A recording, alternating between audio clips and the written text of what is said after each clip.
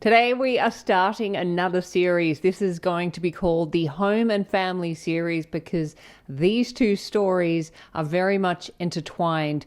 And today I want to share with you the very first thing I did when I began to change my home story. It started as the home story and then it merged into the family story, and I realized actually these two stories go together. But I started with the home story, and I want to share this incredible experience that I had, which proves just how important it is to go back and revisit your original home story. And I'm going to explain why and how to do that in this video. Stick around.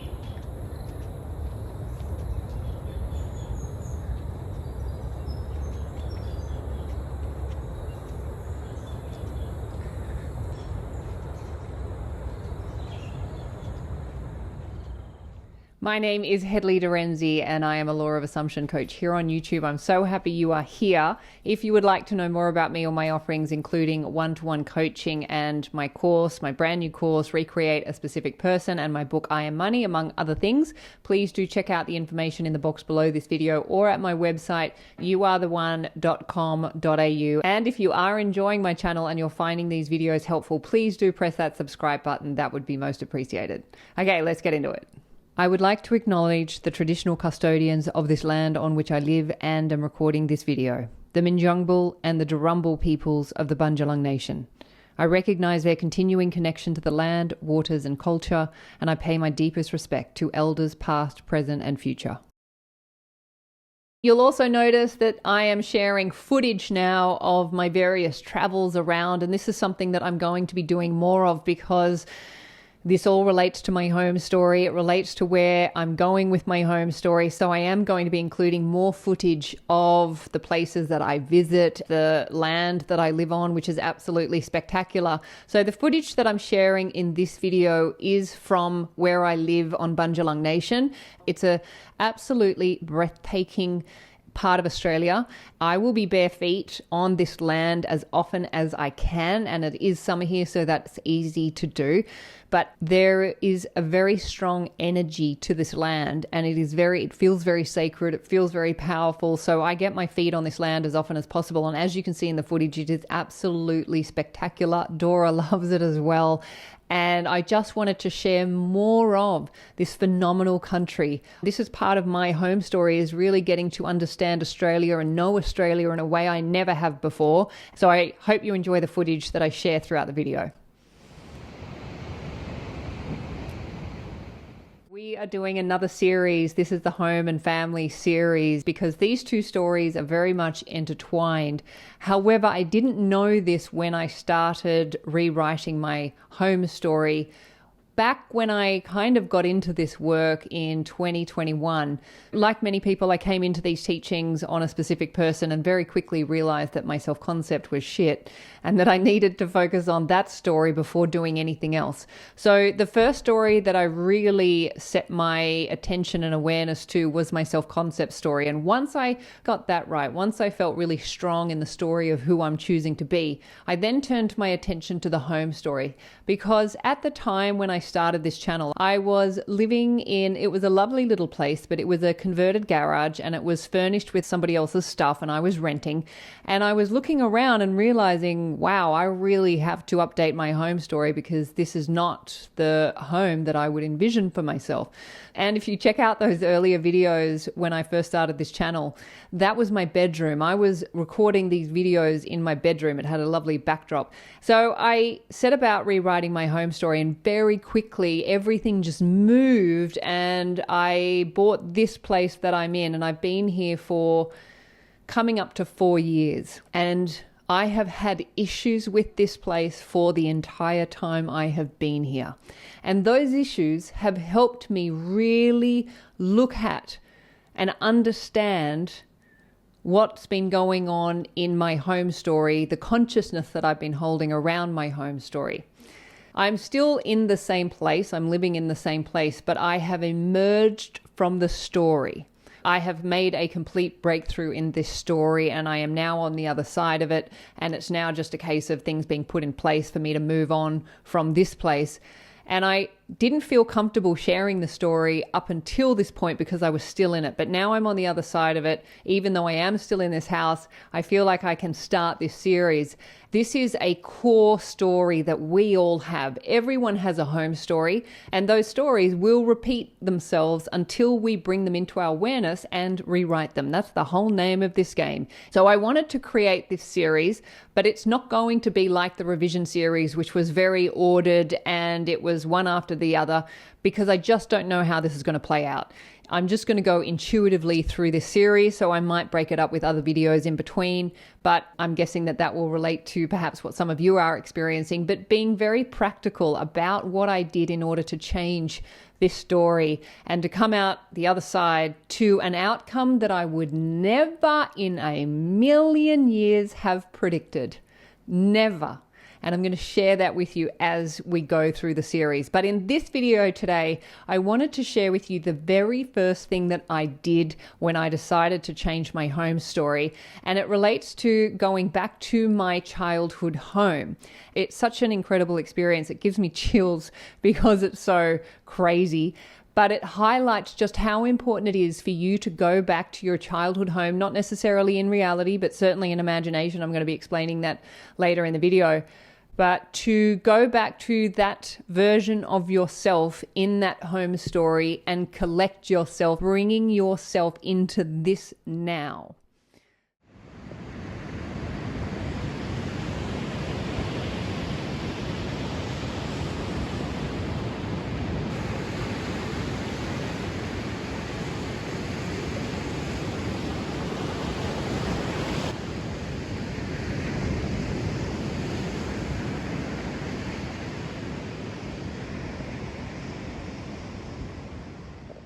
So back to the converted garage, I was beginning to work on my home story and I spoke to my mum and I was feeling a very, very strong need to go back to my childhood home where I grew up because I left that home under duress. I did not want to leave that home. I was 8 years old. My parents were getting a divorce and they sold the home.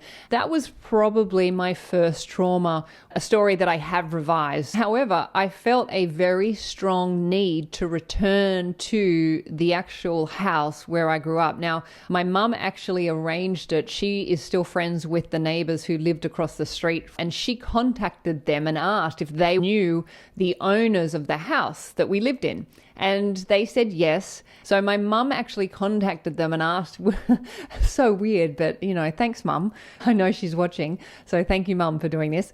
So she contacted the owners of the house and they were the second or third owners of the house since we sold it. And they kindly said yes. So when I was next in Sydney, mum and I went to the house where I grew up. It was really cool to go back there and see it. And the first thing that struck me about the house was, to me, this house was huge. I mean, it is a big house, but as a little girl, to me, it was huge. And when I went back there as an adult, I was looking at it going, wow, this is nowhere near as big as I thought it was. So it was really interesting. And she very kindly took us all around the house. We went through the backyard. I got to see where I played. I saw the pool and, I was having all these memories coming back and it just felt like a completing of the chapter. We must have been there for about 15, 20 minutes. And then we walked out to the front door where again, I played constantly as a little girl. And this lady who now owned this house, I mean, she was lovely. She was just very, she was a straighty 180, not alternative in any way.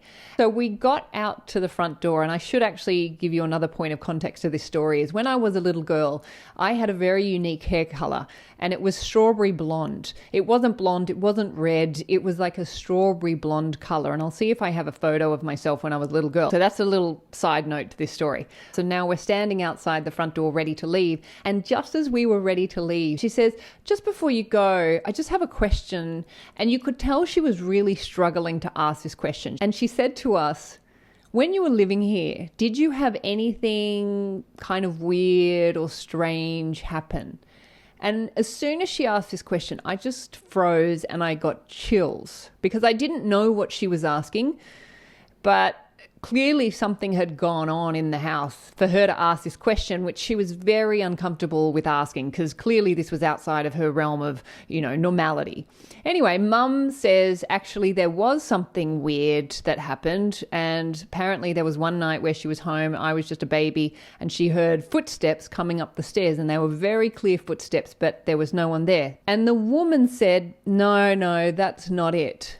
And we were both, oh, wow, have you had something strange or weird happening? And she said, well, yeah, I have. Again, she was really uncomfortable sharing this, but you could see she wanted to get some answers. And she told us about how she's from England and she was in the study, which was my dad's old study, where I used to play a lot. There's a desk facing the window, and so the computer faces into the room. She's facing the computer. Her parents, who are on the Zoom call with her, are facing her and can see into the room.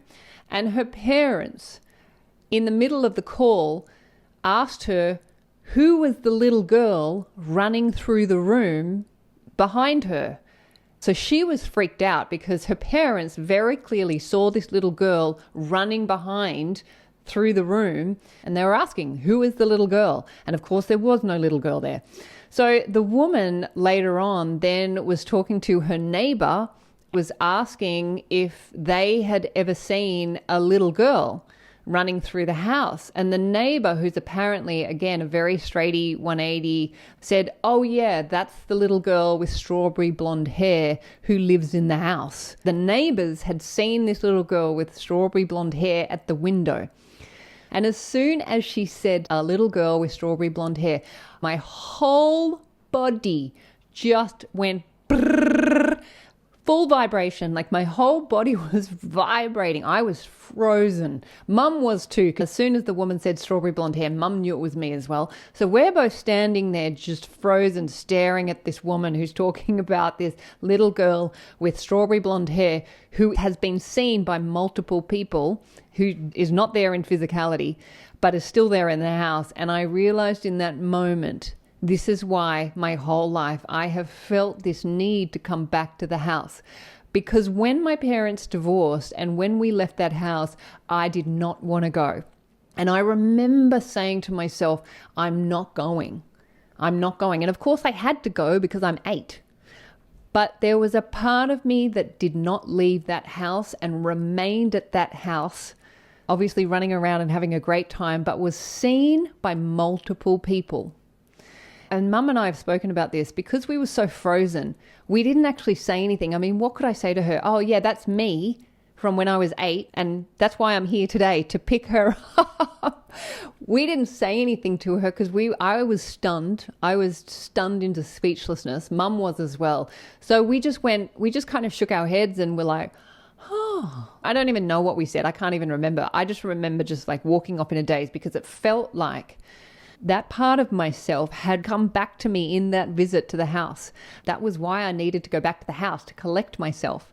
And I did. I got myself. I'm no longer there. And I guarantee that no one has seen that little girl with strawberry blonde hair since I visited that house, because I went and got her and brought her back with me. So that was the very first thing I did. It was absolutely life-changing and amazing because I did not know why I just had to go back to that house. So that's the story, and now I just want to make this practical and relevant to you. So that's what we're going to do next.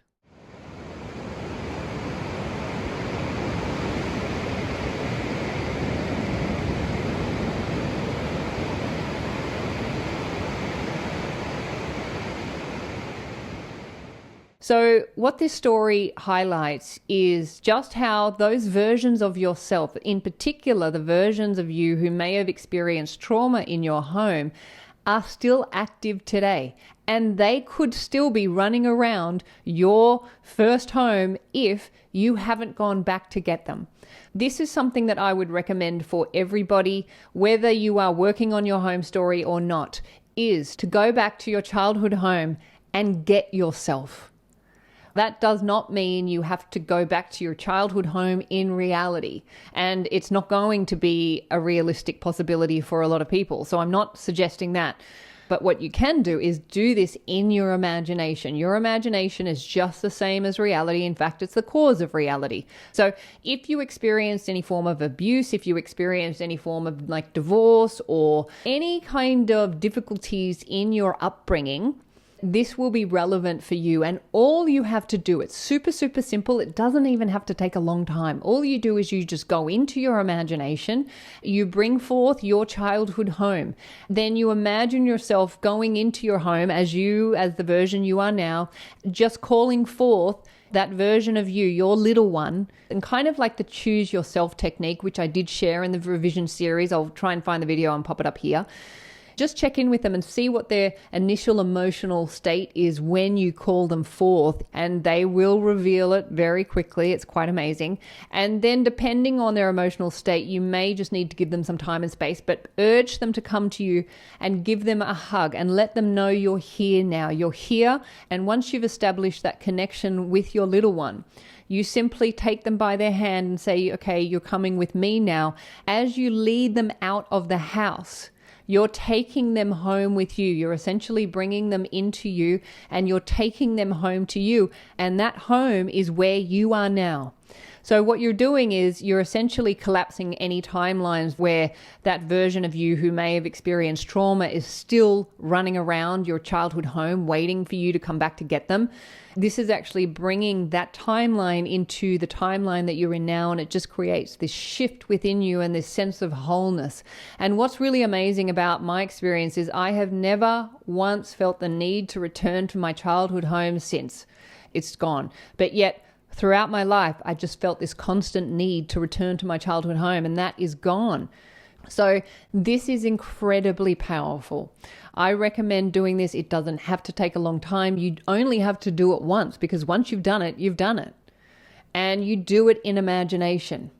And I would encourage anyone who has experienced any kind of trauma, or it doesn't even have to be trauma. I mean, just anything where you felt that your needs were not met in your childhood home. There was a point at which you felt separated or you felt unsafe. There may have been a split of self in that moment, which means that version of you just remains there. And that's where we start to feel like we lose parts of ourselves. So it's real. This stuff is real. The physical reality is just one level of reality. It is not the whole story. There's just so much else going on. So have a go with this one. I know that if this is something that you are doing for the first time, you will love it because of how you will feel from doing it. You are your home. And this is what this work is all about, is bringing you home to self and bringing yourself back into that wholeness. Have a go with that this week. Report your experiences in the comments. I'd love to hear how you go with it. I'll be continuing this series. We are just getting started. I have no idea how it's going to unfold. I'm going to do it intuitively. So we'll see what next week brings. Until then, have a wonderful week, and I'll look forward to seeing you in the next video. Bye.